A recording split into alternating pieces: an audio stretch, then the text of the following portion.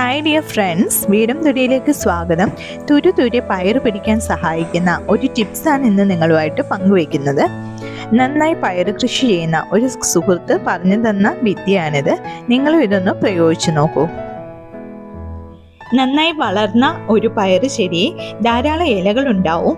ഈ ഇലകളുടെ എണ്ണം ഒന്ന് കുറച്ചിട്ട് നമുക്ക് ഈ ചെടിയെ ഒന്ന് ക്രമപ്പെടുത്തി എടുക്കണം. അതൊരു പ്രത്യേക രീതിയിലാണ് ചെയ്യേണ്ടത്. അതായത് ഈ പയർ വള്ളിയിൽ 3 ഇലകൾ ചേർന്ന് ആണ് നിൽക്കുന്നത്.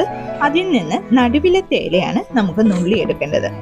അത് ഒരു മൂർച്ചയുള്ള ഒരു കത്തിയോ കത്രിയോ ഉപയോഗിച്ചിട്ടോ അല്ലെങ്കിൽ നഖം ഉപയോഗിച്ചിട്ടോ നമുക്കിത് ഇങ്ങനെ മുറിച്ചെടുക്കാം. ഇല നന്നായി കട്ടായി വരണം.